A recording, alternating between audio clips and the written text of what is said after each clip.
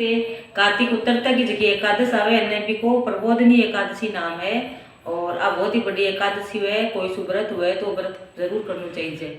और नहीं हुआ तो भी पूजा पाठ करो, ठाकुर जी की पूजा करो, तुलसा की पूजा करो, कथा सुनो और परिक्रमा दो। और अब मैं प्रबोधनी एकादशी कथा कह रही हूँ, तो सुनो और आनंद लो। ब्रह्मा जी बोले, हे मुनिस्तम, पापों को दूर करने वाली, पुण्यों को बढ़ाने वाली, बुद्धिमानों को मोक्ष देने वाली प्रबोधनी एकादशी का महात्म्य सुनो। हे विपेंद्र, भागीरथी गंगा पृथ्वी पर तभी तक गरजती है जब तक पापों को नाश करने वाली कार्तिक में प्रबोधन एकादशी नहीं आती। तीर्थ समुद्र सरोवर तभी तक गरजते हैं जब तक कार्तिक की प्रबोधनी एकादशी नहीं आती। 1000 अश्वमेघ और 100 राजसूर्य यज्ञ का फल मनुष्य को प्रबोधनी एकादशी के उपवास से मिलता है। नारद जी बोले, एक बार भोजन से नक्त भोजन और उपवास से क्या पुण्य होता है, सो मुझसे कहिए। ब्रह्मा जी बोले, एक बार से 1 जन्म का पाप, सायकाल भोजन करने से 2 जन्म के पापों का और उपवास से 7 जन्मों के पापों का नाश होता है। हे पुत्र, सुमेरु और मंदराचल पर्वत के समान पापों को भी यह एकादशी भस्म कर देती है। हजारों पूर्व जन्मों के लिए हुए दुष्कर्मों को जागरण करने से रुई के ढेर की तरह प्रबोधनी एकादशी जला देती है। जो स्वभाव से विधि पूर्वक प्रबोधनी एकादशी का उपवास करता है, उसको जैसा फल कहा है वैसा ही प्राप्त होता है। व्रत को बिगाड़ने वाला जो अधम ब्राह्मण पर स्त्री गमन करता है, उसके संतान नहीं होती। जो गुरु और ब्राह्मणों को अहंकार दिखलाता है, उसका पुण्य शीघ्र ही नष्ट हो जाता है और धन संतान नहीं होती। जो नीच मनुष्य साधुओं का अपमान करके प्रसन्न होते हैं और जो अपमान करने वालों को नहीं रोकते, वे अपने कुल का नाश देखते हैं। इसलिए जिससे संसार में निंदा हो, ऐसा कोई बुरा काम नहीं करना चाहिए। अच्छे कर्म करने चाहिए जिससे धर्म नष्ट न हो। और जो कोई अपने मन में ये सोचते हैं कि हम प्रबोधनी का व्रत करेंगे, तो ऐसा विचार करने से ही उसके 100 जन्मों के पाप नष्ट हो जाते हैं। जो प्रबोधनी की रात्रि को जागरण करता है, वह बीते हुए वर्तमान और भविष्य के 10,000 कुल को विष्णु लोक में पहुंचा देता है। सब तीर्थों में स्नान करने और गाय स्वर्ण पृथ्वी का दान करने से फल नहीं मिलता, जो एकादशी के जागरण से मिलता है।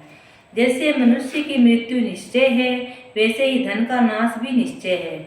यह समझकर हे मुनि श्रेष्ठ, एकादशी का उपवास करना चाहिए। जो कोई विधि पूर्वक प्रबोधनी एकादशी का उपवास करता है, उसके घर में त्रिलोकी के सब तीर्थ आ जाते हैं और वही ज्ञानी, योगी, तपस्वी और जितेंद्रिय है। उसी को भोग और मोक्ष मिलता है। ये एकादशी विष्णु की प्यारी है और धर्म के सार को देने वाली है। इसका एक बार व्रत करने से ही मोक्ष का भागी हो जाता है। जो मनुष्य एकादशी का व्रत करके भक्ति से भगवान का पूजन करते हैं, उनके 100 जन्मों के पाप दूर हो जाते हैं। इस व्रत से भगवान को प्रसन्न करके 10 दिशाओं और प्रकाश करता हुआ मनुष्य विष्णु लोक को जाता है। यह पवित्र एकादशी धन धान्य को देने वाली और सब पापों को दूर करने वाली है। भक्ति पूर्वक इसका व्रत करने से कोई वस्तु दुर्लभ नहीं है। सूर्य चंद्र के ग्रहण में स्नान दान से जो फल होता है, उससे 1000 गुना फल एकादशी के जागरण से मिलता है। प्रबोधनी के दिन स्नान दान जप होम स्वाध्याय भगवान का पूजन, इसमें से जो कुछ किया जाए उसका करोड़ गुना फल होता है। कार्तिक की एकादशी का व्रत न करने से जन्म भर का किया हुआ सब पुण्य वृथा है। हे मुनि, कार्तिक में मधुसूदन जैसे शास्त्र की कथा वार्ता से प्रसन्न होते हैं, वैसे यज्ञ और हाथी आदि दान से भी नहीं होते। जो मनुष्य कार्तिक में विष्णु की कथा को पूरी अथवा उसका आधा अथवा चौथाई श्लोक कहते हुए सुनते हैं, उसको 100 गायों के का फल मिलता है, गायों के दान का। हे मुने, कार्तिक के महीने में सब धर्मों को छोड़कर मेरे सामने बैठकर कथा कहनी और सुननी चाहिए। कल्याण के लिए अथवा धन के लोभ से जो कार्तिक में भगवान की कथा कहते हैं, वह अपने सैकड़ों कुलों का उद्धार कर देता है। जो भगवान के प्रबोध के दिन कथा कहते हैं वह सुनते हैं, हे मुने, उसको सप्तद्वीप युक्त पृथ्वी के दान का फल मिलता है। फिर नारद जी बोले, हे स्वामिन, एकादशी की विधि मुझसे कहो। जिस एकादशी के करने से जैसा फल मिले सो भी कहिए। यह सुनकर ब्राह्मण बोले, हे द्विजोतम, एकादशी को प्रातःकाल उठकर दातुन करके स्नान करें। नदी, तालाब, कुआं, बावड़ी अथवा घर में स्नान करके केशव भगवान का पूजन करें। फिर कथा सुनो। नियम के लिए यह मंत्र पढ़े। एकादशी को निराहार व्रत करके दूसरे दिन भोजन करूंगा, ऐसा मन में संकल्प करें।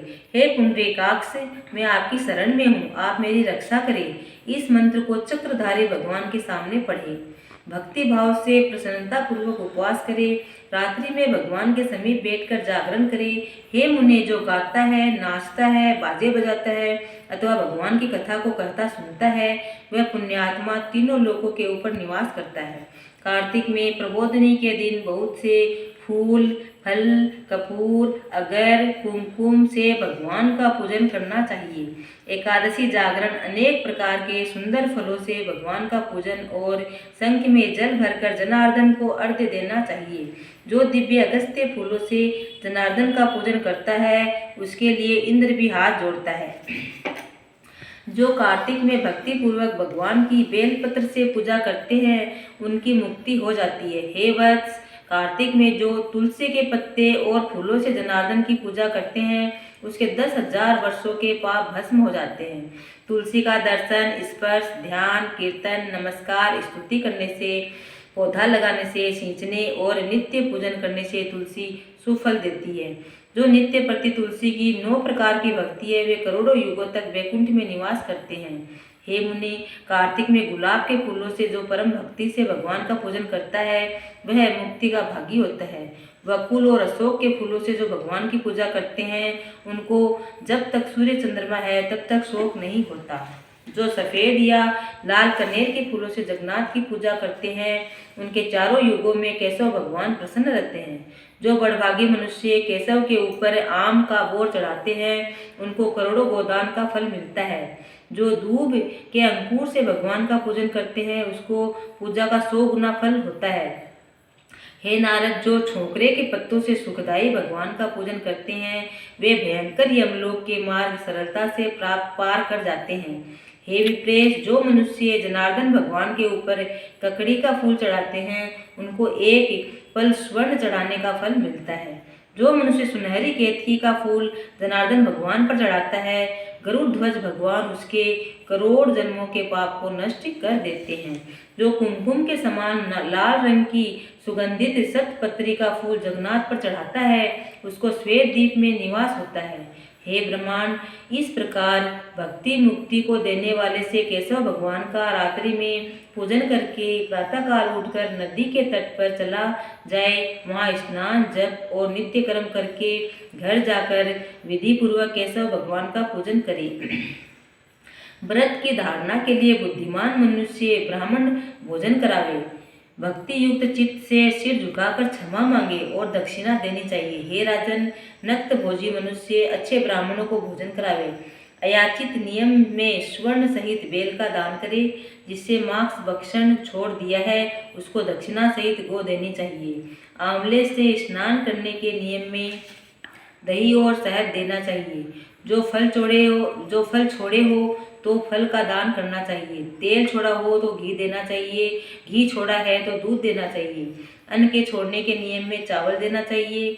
हे राजन, भूमि पर सोने वाले को गद्दा और चादर समेत सैया देनी चाहिए। पत्तल पर भोजन करने वाले को बर्तन में घी भरकर देना चाहिए। मौन धारण करने वालों को घंटा, तिल और स्वर्ण देना चाहिए। और व्रत करने वाले मनुष्य ब्राह्मण ब्राह्मणी को घी मिला हुआ सामान भोजन कराना चाहिए।